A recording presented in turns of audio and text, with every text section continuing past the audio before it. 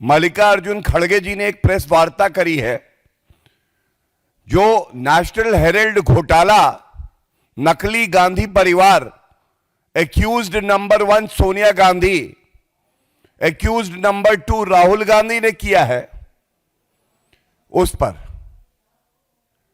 मैं प्रेस वार्ता की शुरुआत करूं उससे पहले यह जरूर कहना चाहूंगा, कल एक फैसला अदालत का आया और यह फैसला क्या है? क्या यह क्लीन चिट है? क्या यह टेक्निकल आधार पर दिया गया है? यह स्पष्ट होना बहुत ही आवश्यक है, क्योंकि हम सब जानते हैं जो नकली गांधी परिवार है यह केवल फरेब, धोखा, प्रोपेगेंडा, इस पर ही जीवित रहता है। तो मैं ये बता दूं, दो मामले। पहला मामला एक प्राइवेट कंप्लेंट जो कि फाइल करी गई सुब्रमण्यम स्वामी जी द्वारा, और इस प्राइवेट कंप्लेंट में धाराएं क्या थी? धाराएं थी 403 dishonest miss appropriation of property, 406 criminal breach of trust, और सबसे जरूरी 420 चीटिंग, धोखाधड़ी। ये आरोप लगे सोनिया गांधी और राहुल गांधी पे। ये पहला मामला है। आज सवाल यह है, क्या यह पहला मामला निरस्त हो गया? क्या यह खत्म हो गया? तो तथ्य यह है कि यह जो पहला मामला है इसका ट्रायल अभी भी चल रहा है। सोनिया गांधी एक्यूज नंबर 1 अभी भी है, राहुल गांधी एक्यूज नंबर 2 अभी भी है। दूसरा तथ्य यह है, ये जो 420 चीटिंग, धोखाधड़ी का मामला है, नेशनल हेराल्ड एजेएल कंपनी की 2000 करोड़ रुपए की संपत्ति जो इन्होंने हड़पी है, इसमें 7 साल की सजा है और यह मामला अभी चल रहा है, खत्म नहीं हुआ है। यह बात कांग्रेस पार्टी ना किसी को बता रही है, और जब पत्रकार बंधुओं ने यह सवाल आज प्रेस वार्ता में पूछा तो ना मल्लिकार्जुन खड़गे जी के पास इसका कोई उत्तर था और ना अभिषेक मनु सिंघवी जी जो मेरे साथी हैं, वरिष्ठ अधिवक्ता हैं, उनके पास कोई उत्तर था। तीसरा तथ्य, सोनिया गांधी जी और Rahul Gandhi, they are accused in this trial and they are out on bail. आज भी वो बेल पे बाहर हैं 420 करने के आरोप पर। वो मामला है अभी। और यह कहना गलत नहीं होगा कि सबसे भ्रष्टाचारी परिवार पूरे विश्व में राजनीति में कोई है तो वो नकली गांधी परिवार है। 3 सदस्य, सोनिया गांधी जी बेल पे बाहर, राहुल गांधी बेल पे बाहर, रॉबर्ट वाड्रा बेल पे बाहर। ये बेलगाड़ी है, बेलगाड़ी, जैसा आदरणीय प्रधानमंत्री जी भी कहते हैं। और मैं ये बता दूं, ये बहुत अहम बात है, ये जो पहला मामला है 420 का, 7 साल की सजा हो सकती है इसमें। इसको निरस्त कराने के लिए दिल्ली हाईकोर्ट गई सोनिया गांधी और साथ में राहुल गांधी। आदेश क्या हुआ? प्रथम दृष्टया दिल्ली हाईकोर्ट ने कहा कि यह मामला बहुत ही गंभीर है, इसको हम क्वॉश नहीं करेंगे। उसके बाद ये देखिए, मेरे हाथ में आदेश है, सोनिया गांधी जी का नाम लिखा हुआ है, सर्वोच्च न्यायालय जाती हैं। यह आदेश है 12 जून 2016 का। भ्रष्टाचारी एक्यूज्ड गांधी परिवार, सोनिया गांधी और राहुल गांधी सर्वोच्च न्यायालय गए। क्या सर्वोच्च न्यायालय से इनको कोई राहत मिली? तो मैं एक लाइन पढ़ देता हूं 2016 के इस आदेश से, जिसमें सर्वोच्च न्यायालय ने क्या टिप्पणी करी? सर्वोच्च न्यायालय ने कहा, in rejecting the prayer for quashing the proceeding against the petitioners is concerned, we find no justification in interfering therewith. कोई वजह नहीं है कि इस मामले को निरस्त किया जाए। राजनीतिक द्वेष नहीं दिखाई दिया। और आज मल्लिकार्जुन खड़गे जी, डॉक्टर अभिषेक मनु सिंघवी जी क्या बोले? राजनीतिक द्वेष का मामला है।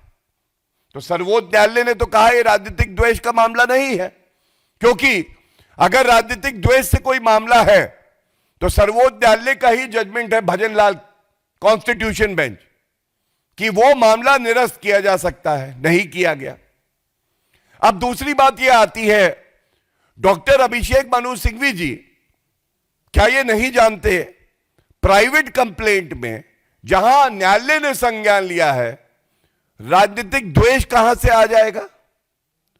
संज्ञान तो न्यायालय ले रहा है, पुलिस तो इन्वेस्टिगेशन कर नहीं रही, एफआईआर तो है नहीं। तो ये जो राजनीतिक द्वेष वाला इनका तर्क है, ये पूरी तरह से गिर जाता है। इसके साथ मैं एक बात और जरूर कहना चाहता हूं।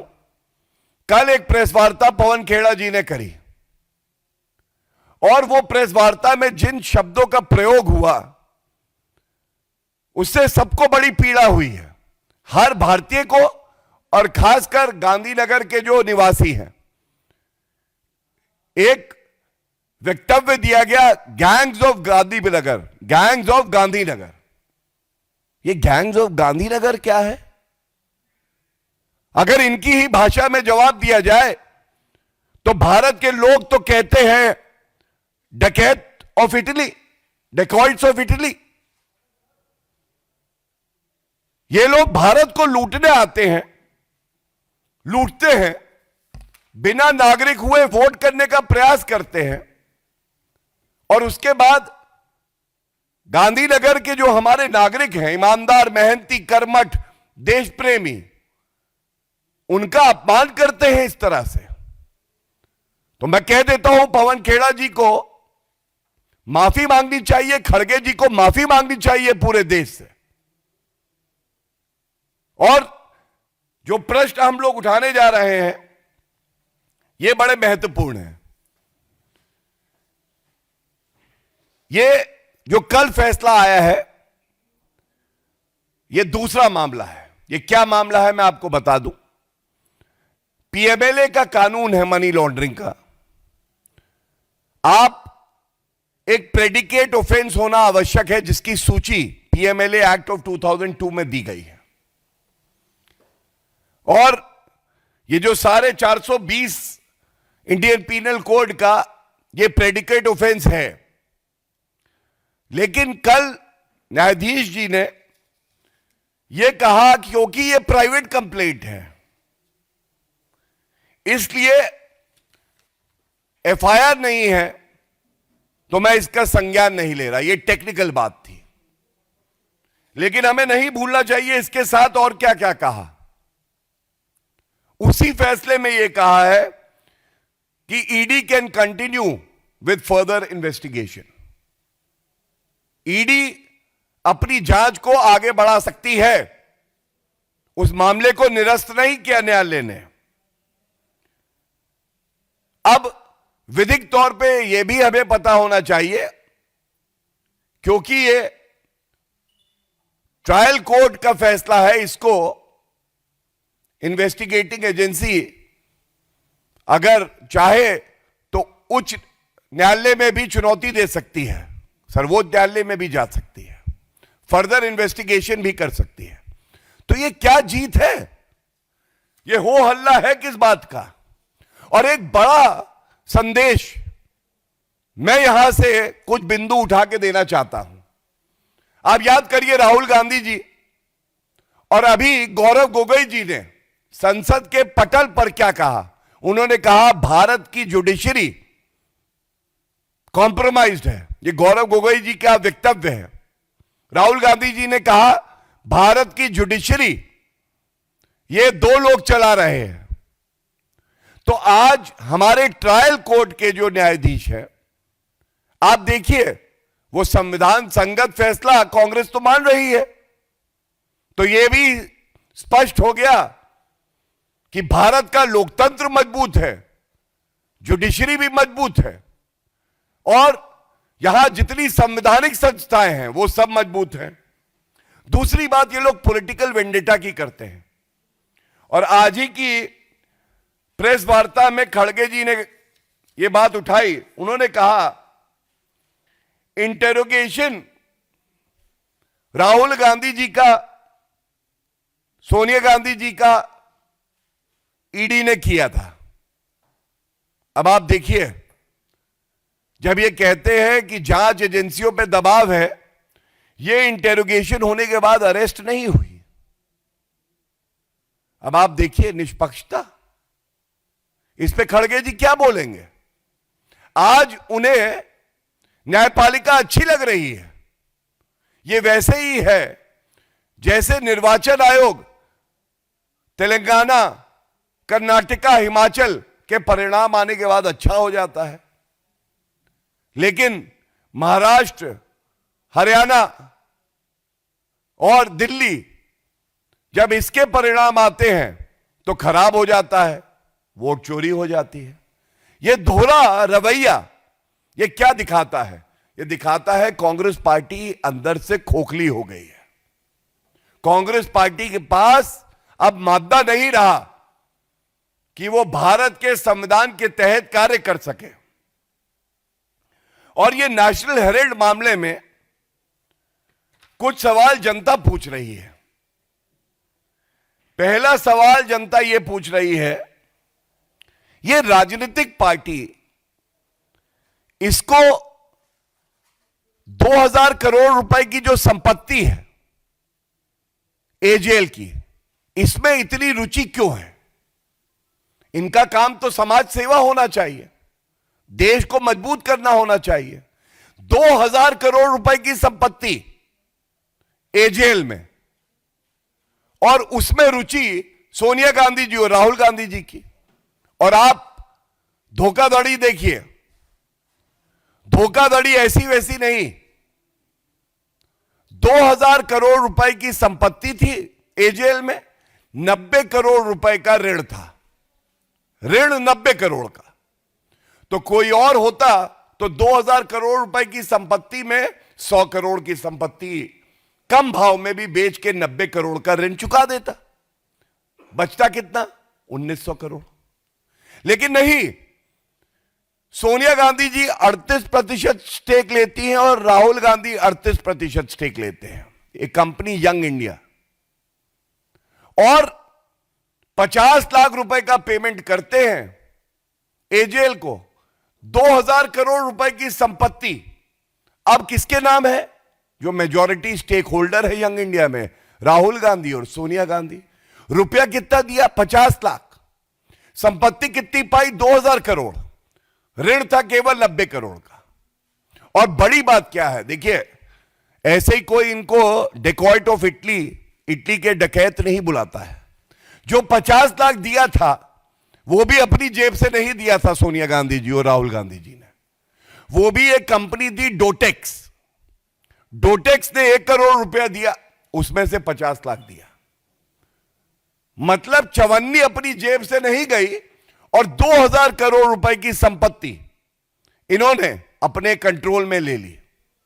अब पहले केस के बारे में जो मैंने प्रश्न पूछे, उसका उत्तर सोनिया गांधी जी, राहुल गांधी जी में तो हिम्मत ही नहीं है कि दे दें।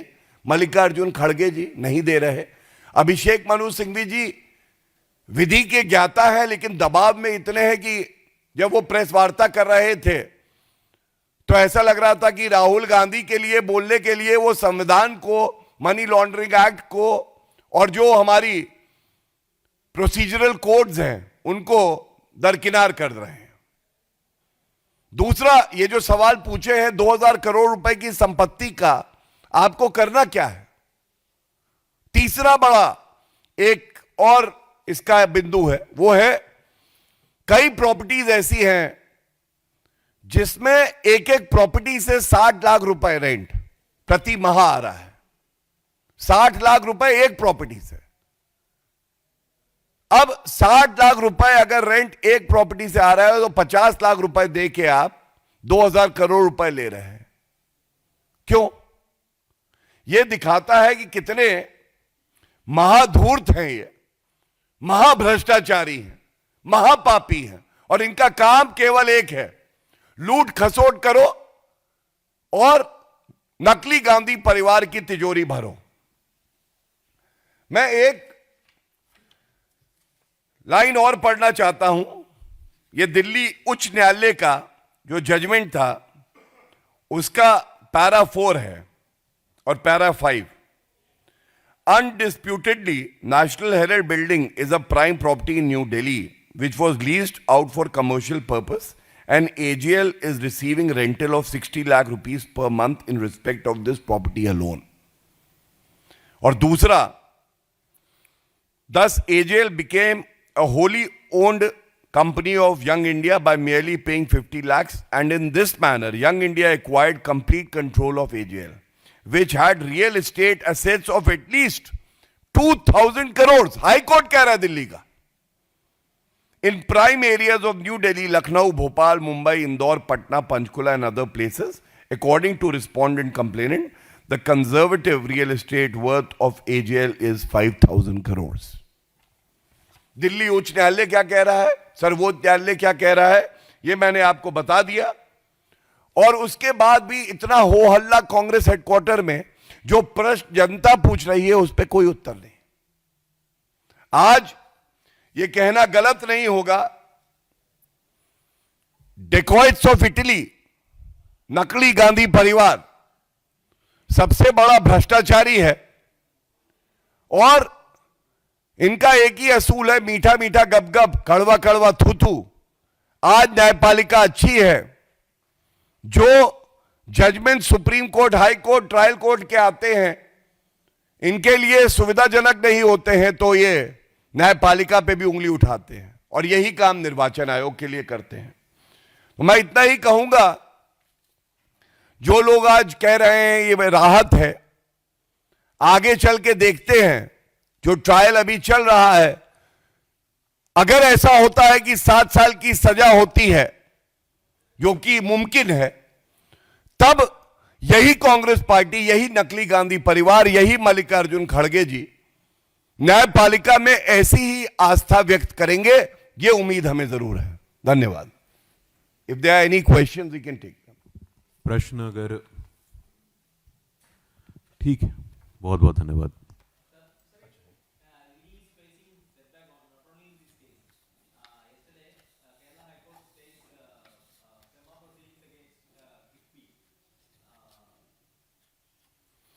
So, first of all, I am proud to be the spokesperson of the Bharatiya Janata Party, and I am raising issues which resonate with the common man. But best to my knowledge, the conviction rate in trials that have been completed and investigation that has been done by the ED, the conviction rate is 96%. Second, if anybody feels that an investigating agency is acting contrary to law and there is a case of political vendetta, then they are free to move the High Court and the Supreme Court. And if I recollect, there were 14 parties that moved the Supreme Court, alleging that investigating agencies like the ED and the CBI are acting contrary to law and are trying to target leaders of the opposition party. And that petition was dismissed by the Supreme Court. So therefore, it is very easy to plead and to state that there is a case of political vendetta. But being a senior lawyer, I can tell you, to prove it in the court of law is extremely difficult.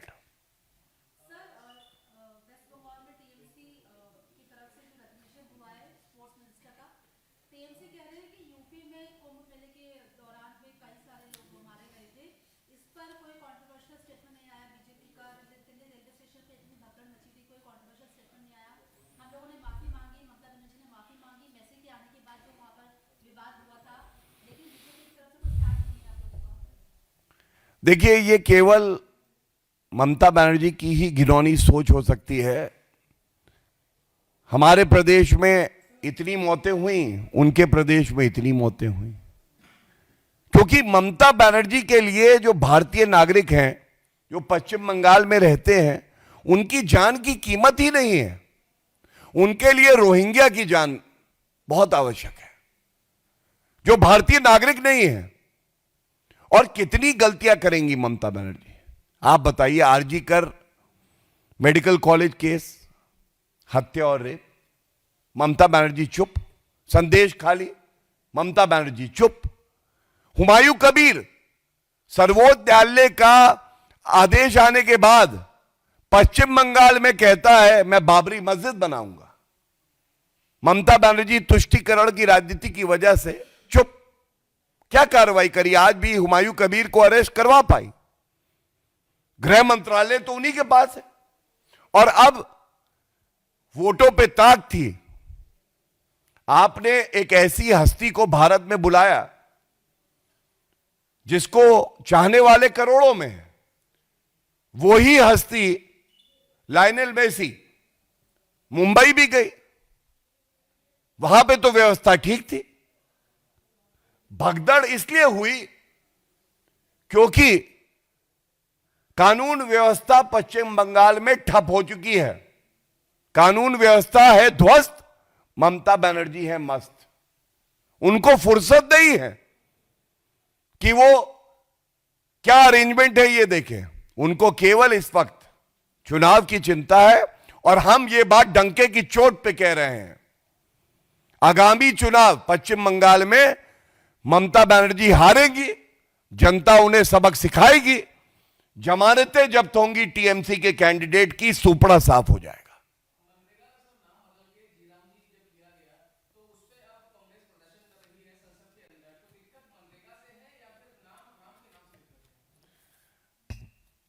देखिए, Congress party आज वो party है जिसको हर बात से नफरत है। अगर सकारात्मक बात कोई कर दे, आपने कहा कि कांग्रेस पार्टी को किस बात की चिंता है, तो मैं ये कहना चाहूंगा उनको सबसे बड़ी चिंता है वीबी, विकसित भारत। जिस विकसित भारत का सपना देख के जमीन पे उतार रहे हैं आदरणीय प्रधानमंत्री श्री नरेंद्र मोदी जी, हमारे लिए 140 करोड़ जो भारतीय हैं उनका सशक्तिकरण हो, उनका विकास हो, यह हमारा लक्ष्य है। और उनका लक्ष्य है सोनिया गांधी, राहुल गांधी, प्रियंका गांधी वाड्रा, इनका विकास कैसे हो। और नफरत, इतनी नफरत किसी एक नकली गांधी परिवार में कैसे आ सकती है? आप बात करते हैं, ये लोग मुद्दा उठा रहे हैं महात्मा गांधी जी जैसा। आदरणीय मंत्री शिवराज सिंह चौहान जी ने कहा हमारे मन में है, उनके आदर्शों पे हम चल रहे हैं। ये क्या करते हैं देखिए, पूछिएगा अगर कहीं मिले राहुल गांधी। ये एक तस्वीर लेके आए हो, ये देखिए। इस तस्वीर में देखिए पूजनीय महात्मा गांधी जी की तस्वीर नीचे, डॉक्टर BR अंबेडकर जी की नीचे, और ऊपर कौन है? अरे अच्छा, राहुल गांधी। ओहो अच्छा, खड़गे जी। अच्छा, ये ऊपर हैं और महात्मा गांधी जी नीचे हैं, डॉक्टर BR अंबेडकर जी नीचे हैं। नफरत नंबर 1। इसके बाद सरदार पटेल जी, जवाहरलाल नेहरू जी को भारत रत्न दिया, इंदिरा गांधी जी को भारत रत्न मिला। क्या सरदार पटेल जी को भारत रत्न दिया? नहीं दिया। 1991 में सरदार पटेल जी जैसे महापुरुष को, जिन्होंने अखंड भारत बनाया, इनको उनकी याद नहीं आई। महापुरुषों का अपमान नहीं है। स्टैच्यू ऑफ यूनिटी बनी, हर भारतीय वहां गया, गौरवान्वित हुआ। क्या सोनिया गांधी जी, राहुल गांधी जी आज तक वहां गए हैं? यह सवाल पूछिएगा, सवाल पूछिएगा उनसे। डॉक्टर BR अंबेडकर जी, मैंने तस्वीर दिखा दी, कितना सम्मान करते हैं। यह देखिए, एक और तस्वीर है। कुर्सी पे बैठे हैं नेता, राहुल गांधी जी कुर्सी पे ऊपर, डॉक्टर BR अंबेडकर जी पैरों के नीचे। यह सम्मान है। 1990 तक भारत रत्न नहीं दिया आपने। उसके बाद नेताजी सुभाष चंद्र बोस जी, क्या इनको भारत रत्न दिया था? जवाहरलाल नेहरू जी को तो दिया था, इंदिरा गांधी जी को दिया था, और आदरणीय प्रधानमंत्री नरेंद्र मोदी जी ने इंडिया गेट पे कर्तव्य पथ पे नेताजी सुभाष चंद्र बोस जी की प्रतिमा का अनावरण किया। हर भारतीय के लिए गर्व की बात थी। उस कार्यक्रम में सोनिया गांधी जी, राहुल गांधी जी नहीं आए और आज तक वहां पे नहीं गए। अब आप मुझे बताइए, महात्मा गांधी जी, सरदार पटेल जी, डॉक्टर बी.आर. अंबेडकर जी और नेताजी सुभाष चंद्र बोस जी, मैंने आपको 4 उदाहरण दिए। यह सम्मान है महापुरुषों का, और यह बात करते हैं। और गुणवत्ता के आधार पे, क्योंकि संसद में इस पे चर्चा हो रही है, मैं ज्यादा नहीं कहूंगा, लेकिन अगर राहुल गांधी जी पढ़ते लिखते तो वो जानते किस तरह से पारदर्शिता बढ़ेगी, ऑडिट होगी, किस तरह से जो वर्किंग डेज थे उनको बढ़ाया गया है। लेकिन ये सब बातें नकली गांधी परिवार को समझ नहीं आएंगी, क्योंकि उनको तो वशीभूत कर रखा है। और वशीभूत किसने किया है? जॉर्ज सोरस ने, अंकल कोटरोची ने। कांग्रेस पार्टी वही चलाते हैं, और इसीलिए कोई भी सकारात्मक कदम होगा विकसित भारत का सपना पूरा करने के लिए, तो ये लोग उसका विरोध करेंगे। मैं अंत करूंगा एक बात कह के, चेतावनी देता हूं मैं कांग्रेस पार्टी को, राहुल गांधी को, मल्लिकार्जुन खड़गे जी को, आप जितने ही अड़ंगे क्यों ना लगा लें, अगर आदरणीय प्रधानमंत्री श्री नरेंद्र मोदी जी ने ठानी है, अगर 140 करोड़ भारतीय आगे बढ़ चुके हैं कि 2047 से पहले हमें विकसित भारत बनाना है, तो विकसित भारत बन के रहेगा। नकली गांधी परिवार का स्पीड ब्रेकर रौंद देगी भारत की जनता।